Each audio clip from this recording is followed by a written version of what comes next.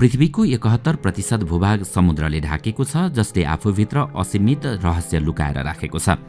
अहिलेसम्म वैज्ञानिकहरूले समुद्रको केवल 5% भाग मात्रै खोज गर्न सफल भएका छन्। बाँकी भाग अझै रहस्यमय छ। त्यसो भए समुद्रको 95% भागमा के छ? किन आज पनि समुद्र सबैका लागि रहस्य बनेर रहेको छ? के यहाँ कुनै दुनिया छ अथवा भयानक जीवजन्तु रहेका छन्? दर्शकवृन्द, आउनुहोस् आजको यस श्रृङ्खलामा हामी समुद्रका बारेमा यस्ता रहस्यमय जानकारी दिनेछौँ। सायद तपाईलाई पनि यसको बारेमा थाहा थिएन। वैज्ञानिकहरूको अनुमान अनुसार समुद्र आजभन्दा 3.8 अर्ब वर्ष पहिले बनेको थियो। जब पृथ्वीको जन्म भयो तब केही लाख वर्षसम्म यो निकै तातो थियो र उल्का पिण्डहरू ठोकिँदा पृथ्वीमा विशाल खाडल बन्ने गर्थे। समय चक्रसँगै बिस्तारै पृथ्वी चिसो हुँदै गयो।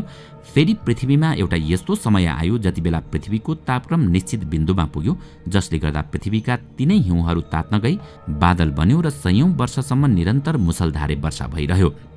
निरन्तर पानी परेका कारण पृथ्वीमा उल्काबाट बनेका खाडलहरू पानीले भरिन थाले र तिनीहरूले समुद्रको रूप लिए। हुन त तपाईको मनमा लाग्ला, आखिर पृथ्वीमा पानी कसरी अनि कहाँबाट आयो त? त्यसो त यसका धेरै सिद्धान्तहरू छन्, जसका बारेमा हामीले यस अघिको श्रृङ्खलामा चर्चा गरिसकेका छौँ, जुन भिडियो अल हिस्ट्री च्यानलमा रहेको छ, जसको लिङ्क तल डिस्क्रिप्सन बक्समा रहेको छ, हेर्न नभुल्नुहोला। समुद्र विभिन्न जीवजन्तुको घर हो। यहाँ लाखौं प्रजातिका जीवहरू पाइन्छन्। आजसम्म मानिसले जे जति समुद्री जीवहरूका बारेमा खोज गरेको छ ती केवल 5% मात्रै हो। समुद्रमा यति धेरै जीवजन्तुका प्रजाति पाइन्छन् कि तिनीहरूका बारेमा वैज्ञानिकहरूले समेत कल्पना गर्न सक्दैनन्। समुद्रमा पानीको फोका जस्तै हलुकादेखि विशाल हात्तीभन्दा ठूला भयानक जीवहरू पाइन्छन्। हुन त समुद्रमा रहेका सबै प्रकारका जीवलाई नाङ्गो आँखाले अवलोकन गर्न सम्भव छैन, तर वैज्ञानिकहरूले अत्याधुनिक प्रविधिको मद्दतबाट समुद्रमा रहेका अनौठा प्रजातिका जीवहरू खोज्न सफल भएका छन्, जुन लाखौं वर्षदेखि समुद्रको गहिराईमा बाँचिरहेका छन्। समुद्री तालमा जीव मात्र नभई अनेकौं प्रकारका रुख बिरुवा तथा दुर्लभ वनस्पति समेत पाइन्छ, जसले पृथ्वीलाई ठूलो मात्रामा अक्सिजन प्रदान गरिरहेका हुन्छन्। समुद्रको खोज अनुसन्धान गर्ने क्रममा अहिलेसम्म वैज्ञानिकहरूले 2,28,450 भन्दा बढी प्रजातिका जीवहरू, 35,000 भन्दा बढी प्रजातिका नयाँ ब्याक्टेरिया, 5,000 भन्दा बढी प्रकारका नयाँ भाइरस र 1,50,000 भन्दा बढी प्रजातिका एककोषीय वनस्पतिहरूको खोज गरेका छन्।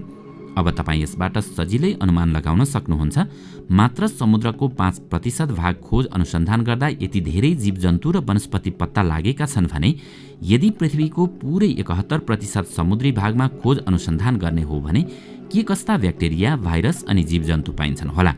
समुद्रमा स्पर्म व्हेल र शार्क मात्र होइनन्, यस्ता कैयौं विशाल माछाका प्रजाति अस्तित्वमा छन् जुन निकै खतरनाक हुन सक्छन्।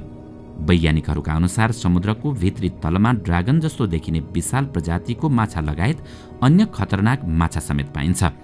त्यसो त यही समुद्रमा निकै सुन्दर जीवहरू समेत पाइन्छन्। मतलब यही समुद्रमा अनेकौं थरीका जीवजन्तु र वनस्पति रहेका छन्, जसको बारेमा अझै हामी अनभिज्ञ छौं। समुद्रमा माछा मात्रै होइन, सर्पका प्रजाति पनि रहने गर्दछन्। यिनै सर्पहरूमध्ये केही प्रजातिका सर्पहरू त निकै विषालु समेत हुन्छन्। समुद्रमा सर्प खोज्नु आफैमा चुनौतीपूर्ण काम हो, किनकि समुद्री सर्प चट्टान तथा जलीय बिरुवाहरूमा लुकेर बस्छन्। यस्तै वैज्ञानिकहरूका अनुसार समुद्रमा अनेक प्रकारका अक्टोपस प्रजाति लगायतका विभिन्न प्रकारका कीटजन्य जीव समेत पाइन्छन्। समुद्रको पिँधमा कमल जस्तै देखिने विभिन्न प्रकारका फूल, ब्लड रेड, सी फ्यान र सयौं हाँगाबिङ्गा भएका रुख समेत पाइन्छन्। समुद्रको सबैभन्दा गहिरो क्षेत्र। पश्चिमी प्रशान्त महासागरमा समुद्रको सबैभन्दा गहिरो ठाउँ छ, जसलाई मारियाना ट्रेन्चका नामले चिनिन्छ। यस ठाउँको सबैभन्दा गहिरो बिन्दुलाई च्यालेन्जर डीप भनिन्छ, जसको गहिराई 10,902 देखि 10,929 मिटरसम्म मापन गरिएको छ। समुद्रको यो गहिराईमा यति धेरै अँध्यारो हुन्छ कि कुनै पनि वस्तु हेर्न तथा अवलोकन गर्न विशेष प्रकारको लाइट लगाउनु पर्ने हुन्छ। यस क्षेत्रमा न सूर्यको प्रकाश पुग्छ न कुनै कृत्रिम प्रकाश नै। यद्यपि आधुनिक प्रविधिको सहायताले वैज्ञानिक यस क्षेत्रको 24 घण्टा निगरानी गर्ने गर्छन्। यस क्षेत्रमा पानीको दबाव यति धेरै हुन्छ कि आम मानिसका लागि यहाँसम्म पुगेर जीवित फर्किनु असम्भव नै हुन्छ। यही कारण च्यालेन्जर डीपमा आजसम्म औँलामा गन्न सकिने केही मानिसहरू मात्रै पुगेका छन्। समुद्रको यो भाग हाम्रो सगरमाथाको उचाइभन्दा पनि गहिरो छ। यदि सगरमाथालाई यहाँ डुबाइयो भने पनि 2.1 किलोमिटर भाग सगरमाथाको टुप्पो डुबेर पनि अझै बाँकी रहन्छ। यति मात्रै होइन, समुद्रको यति धेरै गहिराईमा जानका लागि मोटो रकम खर्च गर्नुपर्ने हुन्छ। यहाँसम्म पुग्नका लागि करिब $7,50,000 धनराशि खर्च गर्नुपर्ने हुन्छ। यति धेरै पैसा खर्च गरेर पनि तपाईको ज्यानको सुरक्षा तपाईकै हातमा हुनेछ। समुद्रको यति धेरै गहिराई र अन्धकारमा पनि कैयौं प्रकारका ब्याक्टेरिया, माछा र अन्य जीवहरू पाइन्छन्। यिनीहरूले अत्यन्तै कठिन परिस्थितिमा समेत आफूलाई जीवित राख्ने कला सिकिसकेका छन्। सोही कारण समुद्री सतहको यति धेरै गहिराईमा रहेर पनि यिनीहरू बाँचिरहेका छन्। वैज्ञानिकहरूका अनुसार यहाँ धेरै वर्ष पहिले नै विलुप्त भइसकेको मानिएको माछाको प्रजाति म्याग्लोडन सार्क समेत पाइन्छन्, जुन आज पाइने सार्क तथा व्हेल भन्दा धेरै ठूलो थियो। समुद्रभित्र ज्वालामुखी विस्फोट। समुद्र बाहिरबाट हेर्दा जति शान्त देखिन्छ, तर यसभित्रको संसार त्यति नै उथलपुथल र हलचल भइरहेको हुन्छ। त्यसको तपाईँ कल्पना समेत गर्न सक्नुहुन्न। यही समुद्रभित्र यति धेरै सक्रिय ज्वालामुखी हुन्छन् कि जुन दिनहुँ नयाँ नयाँ विस्फोट भइरहन्छन्, जसले पानीको एउटा सीमित इलाकालाई न्यानो बनाइराख्न मद्दत गर्दछ। यसका अलावा विस्फोटबाट निस्कने लाभा तथा अन्य खनिज तत्त्वले समुद्रको पानीलाई आवश्यक पोषक तत्त्व प्रदान गर्दछ। यसबाट पानीमा पनि विभिन्न प्रकारका जलीय वनस्पति विकास हुन्छन्। समुद्री ज्वालामुखीले ब्याक्टेरिया तथा समुद्रमा पाइने अन्य जीवहरूलाई पोषण पुर्याउँछ र यस क्षेत्रको तातो पानी विभिन्न जीव तथा वनस्पतिका लागि अनुकूल समेत हुन्छ। कहिलेकाहीँ समुद्री ज्वालामुखीमा यति ठूलो विस्फोट हुन्छ कि यसका कारण सुनामी तथा ठूला ठूला लहर समेत आउँछन्। यस्तो अवस्थामा समुद्री ज्वालामुखी खतरनाक साबित हुन्छन्। समुद्रभित्र गुफा र सुरुङ। यति मात्र होइन, समुद्रको यही गहिराईमा अनेकौं गुफा र सुरुङहरू समेत रहेका छन्। केही समय पहिले वैज्ञानिकहरूले खोजको क्रममा समुद्रभित्र एकदमै ठूलो रहस्यमय गुफा समेत भेटाएका थिए। यी गुफाहरूको निर्माण समुद्री लहर र कटानका कारण बन्ने गर्छ। समुद्रको यही गहिराईमा अनगिन्ती सुरुङहरू पनि रहेका छन्, जसमध्ये केही सुरुङमा त मानिसले पनि आफ्नो पहुँच बनाइसकेका छन्। मेक्सिकोमा रहेको समुद्री सुरुङ एडभेन्चर टुरिज्मको प्रमुख गन्तव्य बनिसकेको छ। यहाँ तपाईँ समुद्रभित्र गुफामा डुल्दै तैरिँदै रमाउन सक्नुहुनेछ। त्यसो त यस्ता सुरुङहरूको निर्माण समुद्रमा हुने ज्वालामुखी विस्फोटबाट निस्किने लाभाका कारण समुद्रमा नली जस्ता गुफाको निर्माण हुन पुग्दछ। अमेरिकाको हवाई टापु नजिकैको समुद्रभित्र ज्वालामुखी विस्फोटबाट बनेका गुफा छन्, जसको आकृति नली जस्तै रहेको छ। यसैगरी चीनको गहिरो समुद्रमा अवस्थित रेनबो केभ आम सर्वसाधारण तथा पर्यटकका लागि आकर्षणको केन्द्र नै बनेको छ। समुद्रभित्र अग्ला अग्ला पहाड। पृथ्वीको सतहमा ठूला ठूला पहाड तथा हिमाल रहेको त हामी सबै जानकार छौं, तर के तपाईलाई थाहा छ जमिनमा झैं समुद्रको गहिराईमा पनि अग्ला अग्ला पहाड छन्। यी हेर्दा आफैमा निकै अद्भुत लाग्छन्। समुद्रमा रहेको सबैभन्दा अग्लो तथा लामो पहाडलाई माउनाकिया माउन्टेनका नामले चिनिन्छ, जुन प्रशान्त महासागरको हवाई प्रायद्वीपमा अवस्थित छ। यो पहाडलाई हवाई द्वीपबाट पनि देख्न सकिन्छ।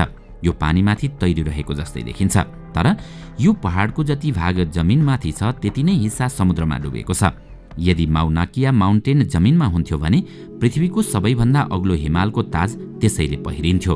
समुद्र मुनि यसको 6500 मिटर भाग डुबेको छ भने समुद्री सतहभन्दा माथि 4205 मिटर उठेको छ। यस हिसाबले पुरै पहाडको उचाइ मापन गर्ने हो भने कुल 10210 मिटर हुन्छ, जुन सगरमाथा भन्दा पनि अग्लो हो। समुद्रमा डुबेको भए पनि यो पहाडको चुचो एउटा सक्रिय ज्वालामुखी नै हो, जुन वर्षौं पहिले विस्फोट भएको थियो। यसरी समुद्रमा खोजी गरिएको पहाडको संख्या साना ठूला गरेर 1 लाख भन्दा पनि बढी रहेको छ। सामान्यतया समुद्रमा रहेका पहाडको उचाइ 1 देखि 3 किलोमिटरसम्मका छन् र त्यसको अधिकतम हिस्सा पानीमै डुबेको छ। कतिपय पहाड पानीबाट बाहिर पनि देखिन्छन्। यसको मुख्य कारण समुद्री सतह घट्नु हो। हुन त पृथ्वीभर रहेका आइल्यान्ड तथा द्वीपको जन्म यिनै ज्वालामुखी विस्फोटका कारणले नै उत्पत्ति भएको हो। हवाई द्वीपको निर्माण पनि यसरी नै भएको थियो, जुन आज विश्वकै प्रमुख पर्यटकीय गन्तव्यका रूपमा परिचित छ। मध्य सागरभित्र संसारको सबैभन्दा ठूलो पर्वत श्रृङ्खला छ, जो 65,000 किलोमिटर लम्बाइमा फैलिएको छ। समुद्रमुनि नदी बहन्छन्। आजसम्म तपाईले नदी नालाहरू पहाड तथा ग्लेसियरबाट बगेर अनन्त समुद्रमै मिसिएको देख्नु भएको छ। तर अचम्म लाग्दो कुरा के छ भने जमिनमा जसरी नै समुद्रभित्र पनि रहस्यमय तरिकाले नदीहरू बगिरहेका हुन्छन्। यिनीहरूले विभिन्न प्रकारका धार उत्पन्न गर्छन्। गल्फ स्ट्रिम अर्थात् गल्फको धारलाई दुनियाँको सबैभन्दा ठूलो समुद्री नदीको नाम दिइएको छ, जसमा बग्ने पानी तातो हुन्छ। यो धार मेक्सिकोको खाडीबाट उत्पन्न हुन्छ, सोही कारण यसलाई गल्फ स्ट्रिमको नामबाट चिनिन्छ। समुद्रभित्र बग्ने यो तातो नदीका कारण उत्तर अमेरिकाको पूर्वी तटदेखि युरोपको पश्चिम तटसम्म तापमान निकै बढी हुन्छ। यसले पृथ्वीको जलवायु परिवर्तनमा समेत अहम भूमिका निर्वाह गर्दछ। समुद्रमा बग्ने यो नदीलाई गुगल म्यापमा पनि देख्न सकिन्छ, जुन यति ठूलो छ कि दुनियाँभरका सबै नदी मिसाए पनि गल्फकै धार अर्थात् यही नदीको पानी बढी हुनेछ। यसरी नै समुद्रका विभिन्न भागमा साना ठूला नदी बगिरहन्छन्। यिनीहरूलाई ब्राजिलियन धार, जापानी धार र उत्तरी प्रशान्त महासागरीय धारका नामले चिनिन्छ। समुद्री नदीहरूले मुख्य रूपमा समुद्री जीवका लागि भोजन तथा आवश्यक पोषक तत्व आपूर्ति गर्छन्। यसका साथै यिनीहरूको तातो पानीले विभिन्न देशको तापमान पनि नियन्त्रण गर्दछ। समुद्रमा बग्ने नदीको निर्माण मुख्यतया 3 तरिकाले हुन्छ। पहिलो कारण अन्तर्गत समुद्री पानीको घनत्व पर्दछ। जब एउटा घनत्व भएको पानी अर्को घनत्व भएको पानीसँग मिल्छ, तब समुद्रमा नयाँ धार निर्माण हुन्छ। त्यस्तै अर्को कारण हो पानीको तापक्रम।